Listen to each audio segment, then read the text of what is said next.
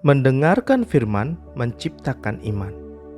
Shalom, selamat datang di channel Firman Tuhan, sebuah channel yang akan membagikan renungan pasal demi pasal seluruh Alkitab, mulai dari Kejadian pasal 1 hingga Wahyu pasal 22. Mari kita bersama-sama membangun channel ini dengan cara like, comment, share, and subscribe.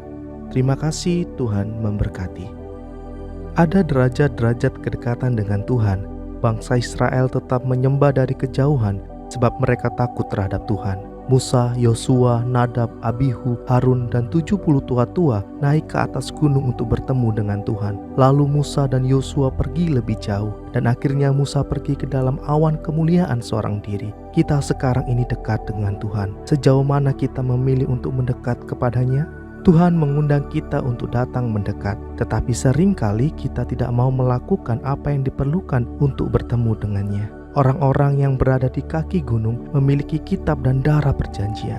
Mereka juga membuat janji-janji untuk menaati Tuhan. Namun mereka tidak punya visi tentang kemuliaan Tuhan seperti yang dimiliki Musa di atas gunung. Anda mungkin mengira bahwa Keluaran 24 ayat 11 akan berbunyi, mereka memandang Allah lalu bersujud dan berdoa. Akan tetapi ayat itu berkata, mereka makan dan minum. Bisa memandang kemuliaan Tuhan tidak seharusnya membuat kita hidup seenaknya. Atau sebaliknya, menjadi terlalu tidak praktis dalam bersikap. Kita dapat makan dan minum bagi kemuliaannya. Namun berhati-hatilah agar jangan sampai kedekatan dengan Tuhan membuat kita seenaknya bersikap. Sebab Allah kita adalah api yang menghanguskan. Nadab dan Abihu akan mengalim sendiri akibat sikap mereka yang ceroboh terhadap Tuhan.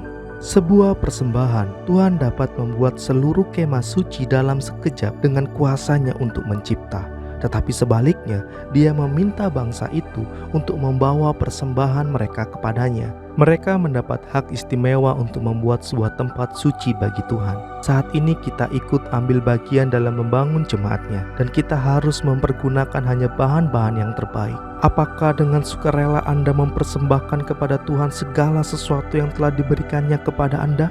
Sebuah rancangan. Tuhan memberi Musa sebuah rancangan bagi kemah suci, sama seperti di kemudian hari dia memberi Daud sebuah rancangan bagi bait suci. Apabila Tuhan menginginkan sebuah pekerjaan dilakukan di bumi, dia mempunyai rencana yang harus diikuti oleh umatnya. Sungguh berbahaya untuk menyimpang dari rencana Tuhan dan mengikuti hikmat dunia. Tabut perjanjian adalah tahta Tuhan di dalam tempat maha kudus, dan kemuliaan Tuhan berdiam di antara kerup-kerup di atas tutup perdamaian.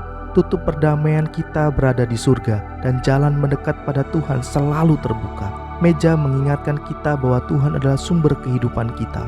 Roti juga berbicara tentang makanan rohani yang kita miliki dalam firman-Nya. Kandil emas mengatakan kepada kita bahwa Allah adalah terang, dan bahwa kita harus menjadi terang di dalam dunia yang gelap. Sama seperti lampu diisi dengan minyak, kita harus memiliki kuasa Roh Kudus untuk menjadi saksi-saksi yang efektif bagi Tuhan.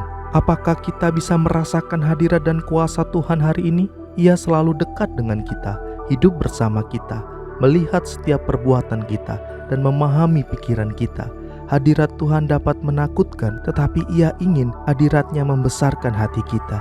Ia mengetahui keperluan kita dan berkuasa memenuhi setiap kebutuhan serta menjaga kita. Saat Anda memulai lagi hari-hari Anda, ingatlah bahwa Ia selalu menyertai Anda. Hanya ada satu rancangan bagi kemah suci, dan itu berasal dari Tuhan.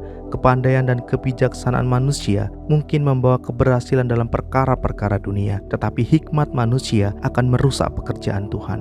Pastikanlah rencana-rencana yang Anda susun berasal dari surga dan bukan dari dunia. Ada satu standar ukuran bagi bangunan itu.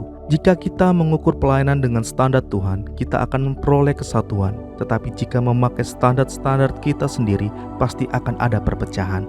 Mereka menggunakan hanya bahan-bahan yang Tuhan perintahkan untuk dipakai.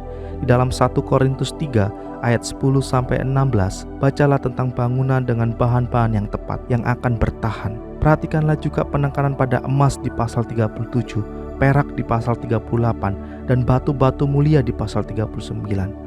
Kemah suci didiami oleh satu kemuliaan, yaitu kemuliaan Tuhan. Jika manusia memasukkan kemuliaannya, akan ada perpecahan. Yesus berdoa agar umatnya akan menjadi satu. Apakah Anda turut menjawab doa tersebut?